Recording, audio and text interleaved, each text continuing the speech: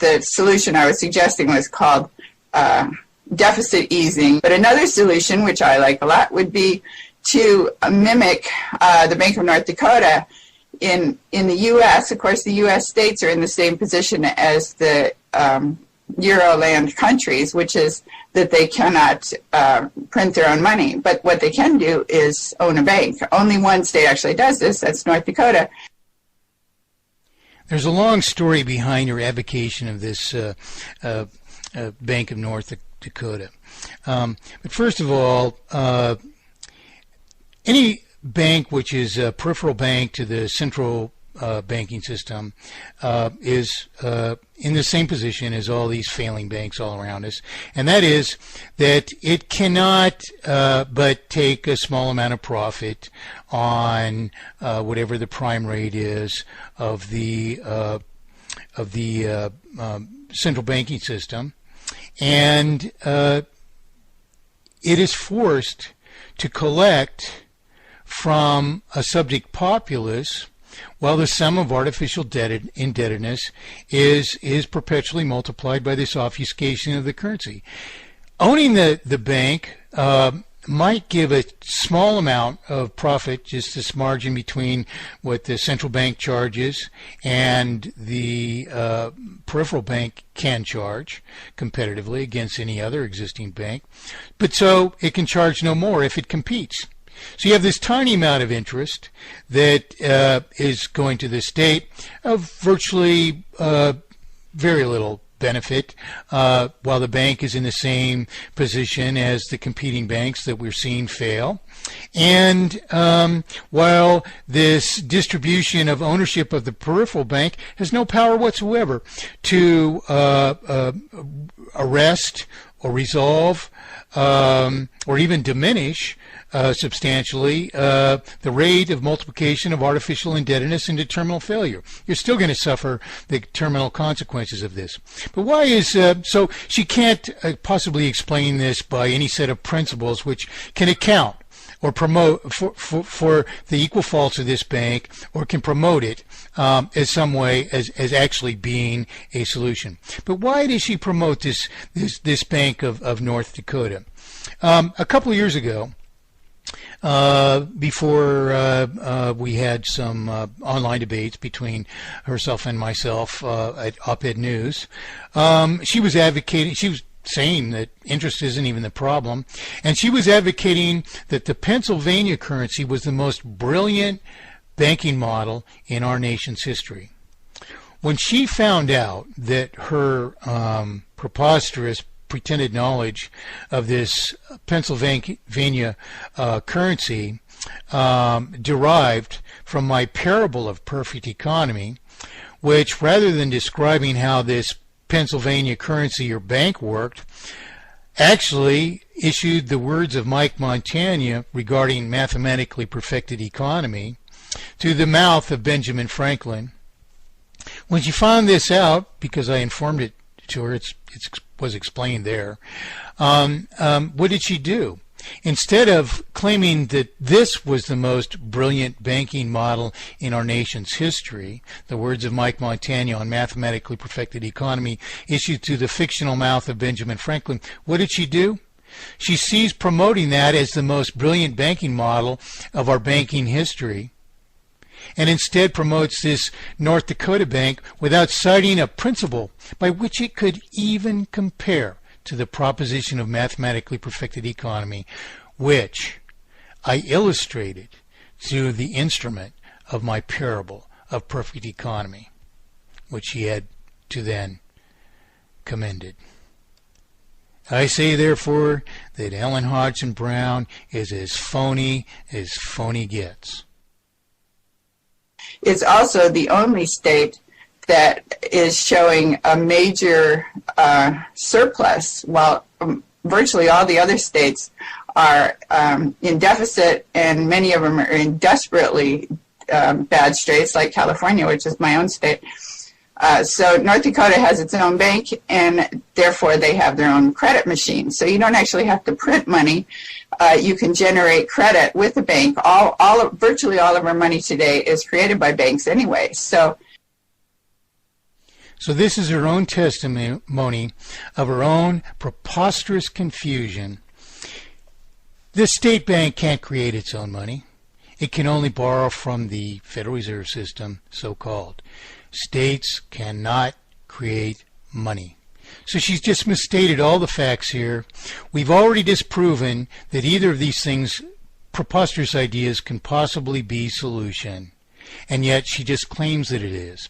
As if some marginal profit that this bank could make over the interest charged by the Federal Reserve System somehow miraculously makes up the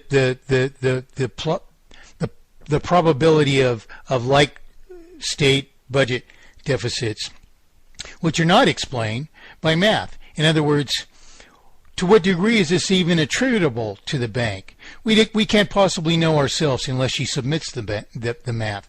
So this is just a preposterous claim, all made by misunderstanding herself. This bank isn't even creating money, as she has just claimed. And who is Max Kaiser that he doesn't even realize this? If the state itself had a bank, or the country, in Ireland's case, had its own bank, it could be lending to itself. For one thing, Ireland could refinance its debt, which it's now paying almost 6% on it. It could refinance it at 0% because... Which, as we have just explained, is a wholly different case of a bank, in fact, empowered to issue currency at zero interest. Thus, she morphs her purported solution into mine, and without any of the relevant arguments which make it solution. She's not even able to articulate them. Not only is she not even able to articulate the vital arguments, she misstates the case and bases it on something which isn't even equivalent. A state-owned bank which cannot issue its own currency and is forced to borrow from a central bank at interest, making a marginal profit and not even negating the fact that debt would be multiplied by the fact that the root source of the currency multiplies artificial indebtedness by interest. Absolutely preposterous. Right over the head of Max Kaiser, nonetheless. It would be the bank, so it would get the profits back. So effectively, it would be paying 0%. Right. So you're talking about a bailout with currency that's not interest-bearing currency. And this goes back historically in America. There have been instances of non-interest-bearing currency used, and as you point out in North Dakota, this is a similar plan in that the banks in North Dakota have the ability, as you say, to create their own credit machine, which is not in the service of an outside interest, but is purely there as a utility to facilitate the economy within North Dakota, correct? And that's the secret to, if you're generating your own credit, you don't want to be issuing money to pay off a foreign debt. That's where countries have gotten into trouble and gone into hyperinflation, like Zimbabwe or like Germany in the 1930s, or I'm sorry, the 1920s. But if you just create credit for your internal purposes, in other words, for your own infrastructure, so you create the credit to pay the workers, pay the materials, to build the thing, to generate the profits, which will then pay back the loan, that is a sustainable system. That's an internal currency that is required in order to have growth in the system. So, just as I just said, she reiterates her case, misstating and misassociating all the elements as if somehow it works, and even a state bank, which must charge interest above the rates of interest it pays to the central bank, somehow equates to a central bank capable of issuing currency without interest. And you wonder how it's even going to be a bank then, if she indeed concurs with my long standing solution before her. If the purported bank isn't even going to charge interest, why is it a bank at all? How could it possibly sustain itself unless it becomes something, as I have indicated, it must be a common monetary foundry, compelling the people to repay their promissory obligations, retiring principal necessarily at the rate of consumption or depreciation of the related property, which without any regulation whatsoever solves all of the issues. It maintains a circulation which is perpetually equal to the remaining value of the represented property without even any regulation whatsoever. Why would you write books and go around in circles, first denying that interest was even a problem, and ultimately morphing your solution into the one that was proposed against you and against which you argued, pretending to be an authority all this time, and now you're running to Max Kaiser and talking to him as if some of this was your own idea, the most important parts, and the only parts which jive and which count. Meanwhile, you misstate the whole case, proving forever, indelibly, that you're not even close to being an authority to possibly advocate what is a solution. You haven't even done the math, much less even state your case clearly.